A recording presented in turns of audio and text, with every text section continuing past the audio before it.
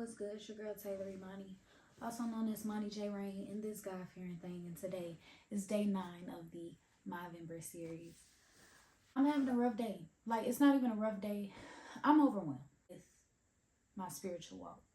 Get on TikTok and I see so many different things about the Lord's coming back. The Lord is not pleased. I had these type of dreams. I'm hearing people in hell.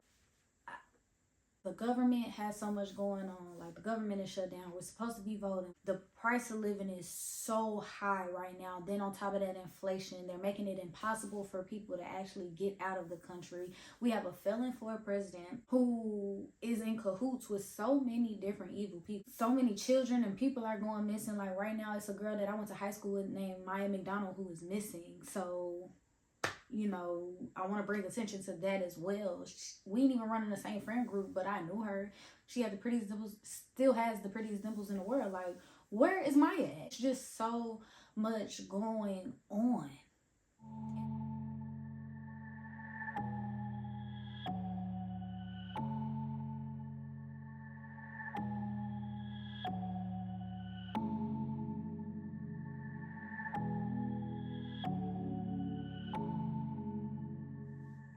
I told y'all, I've been struggling with smoking my little weed pen. I've been struggling with not being in my word as much, really at all. I've been struggling with feeling like maybe I'm too focused on loving this man and not focused on loving the Lord. And if I'm supposed to love this man, then loving the Lord would lead me to the correct man. And also trying to make sure that our triggers and traumas and spiritual warfare is not keeping us apart. But at the same time, if he ain't supposed to be for me, I don't want him. Or not that I don't want him. I clearly want him, but I don't want him if he's not for me. But how do I get rid of the feelings and the need for control when it comes to that situation? The easiest form of travel for me would be to fly, because I have fly benefits. I'm kind of nervous to fly because these people ain't getting paid, and they just said that the government is reopening today. But at the same time, now they got a giant in Kenya, supposedly a Nephilim in Kenya, making friends with people. What is going on here?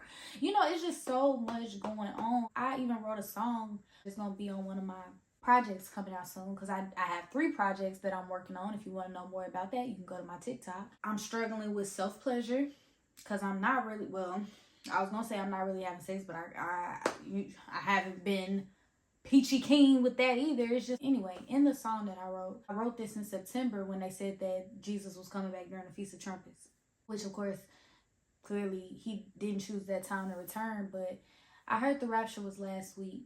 To be honest, you probably wouldn't have took me. I was strong, but I've gotten weak. I ain't even asked the Father to come help me. I'm feeling that right now. Like, I'm not feeling worthy. I'm not feeling worthy. I'm not gonna cry on camera. I'm just not feeling worthy. Like, if he came back, I would not be ready, and that breaks my heart. It really does break my heart. And earlier I was trying to figure out what to talk about. I was looking in my Instagram archive for something specific, and I just went through the last 2 years every day of my story. And I was looking back at my story, and I was like, man, I miss my personality. You know, like, man, I miss how free and fun I was before I actually surrendered my life to Christ.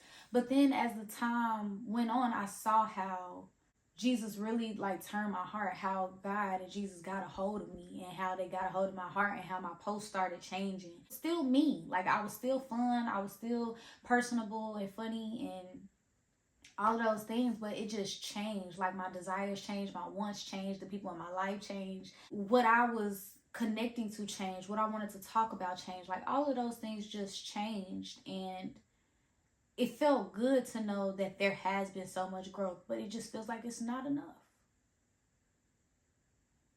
It just feels like it's not enough. And what do you do with that? I mean, of course you can lay it at his feet, but if you've ever read the Bible, you know God don't play. God don't play. The only people that think God is just all loving and all mercy and all this is people that ain't read the Bible, that's going to a church that the pastor is too fearful to actually tell them what God is like. God is not all peaches and rainbows. In the Old Testament, you either do what he say or you die. That's what it was. And that's not to scare anybody who has not read the Bible. What makes you think, if you feel like, yeah, don't nobody need to play with me because it can get like that, what makes you think the creator of heaven and earth that had to watch his son be disemboweled, beaten, bruised, and tormented when he was innocent so bad that he turned his back not to give us wrath? He had to turn his back on his son's suffering just to make sure that the prophecy was fulfilled because he was getting that mad.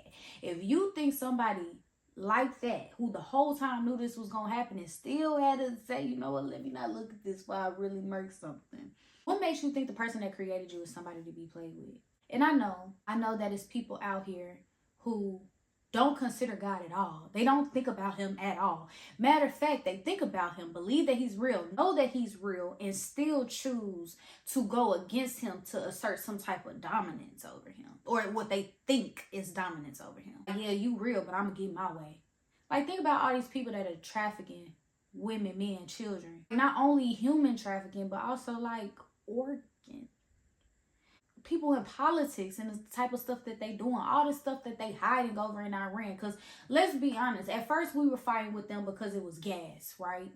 We were fighting over gas. We was fighting over petroleum oil. We was fighting. Why are we still over there? Why are we still fighting these people? Huh? Huh?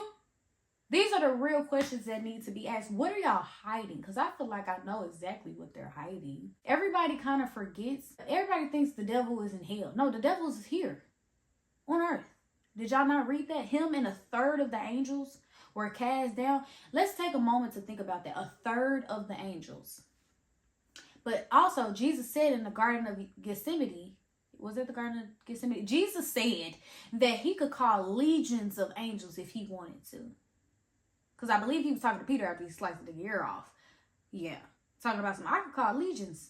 Do you know how much legions is? Thousands. So he's saying I can call thousands upon thousands of angels. So if it's still thousands and thousands of them up there, and a third of them fell, how many are walking among us? Y'all look at the Bible as control. Y'all look at God as wanting to control you. If he wanted to control you, we wouldn't have had no choice, and he wouldn't have had to go through all this. He gives us a choice because he loves us. He gives us a choice because he wants us to spend time with him willingly. Once I realized that other than the triune, the Lucifer, the devil, the morning star, whatever you want to call him, is the next rank, like the next highest rank, and that's our enemy. You mean the second most powerful being after the triune, after God, Jesus, Holy Spirit, after him? This is the highest ranking person. He was made in duality to the angel of war, who is Michael. Supposedly they are twins. And you mean to tell me this person, the angel of worship, went rogue, and every gift that we possess as humans was made for worship? Whether that's, I'm good at organization, that's the gift of administration. Whether I can sing, that's another gift of worship. That's why they say he was an angel of music, because the main form of worship is music. That's why a lot of these artists, their gifts are being, I'm overwhelmed. And I just feel like, who am I? Who am I? Am I doing enough? Am I not doing enough? Who am I to really think that I can bring people to the Lord? I struggle every day, and I don't hide my struggle. So does that make me less worthy to talk about the Lord? It's just so many things that be running through my mind. And today I feel less worthy.